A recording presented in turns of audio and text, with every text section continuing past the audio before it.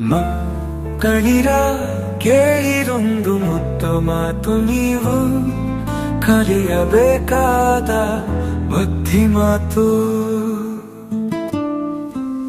ಸಕ್ಕರೆಯ ಕಡ್ಡಿಯಂಥ ಸವಿಯ ಮಾತು, ಎಲ್ಲರಿಗೂ ಹಿಡಿಸುವಂಥ ಪ್ರೀತಿ ಮಾತು.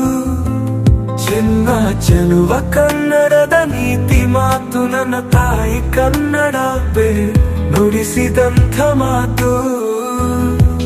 ಹೊತ್ತು ಮೀರಿ ಶಾಲೆಗೆಂದು ಬರಲು ಬಾರದು, ನಮ್ಮ ಸುತ್ತಮುತ್ತ ಇರುವ ಜನರ ತೆಗಳಬಾರದು. ಚಿತ್ತ ಕೆಡಿಸುವಂಥ ಮಾತು ಆಡಬಾರದು, ನಮ್ಮ ಹೆತ್ತವರ ನುಡಿಗೆ ಎದುರು ನುಡಿಯಬಾರದು.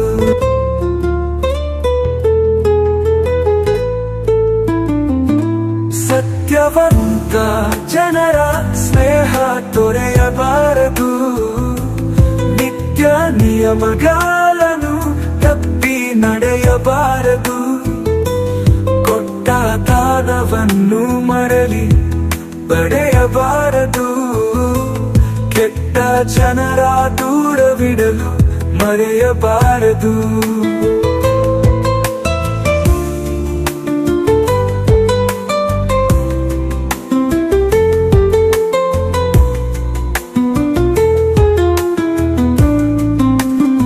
ಪರರ ಒಡವೆಗೆಂದು ಆಶೆ ಪಡಲು ಬಾರದು, ಪರರ ಹಂಗಿನಲ್ಲಿ ಎಂದು ಬದುಕಬಾರದು.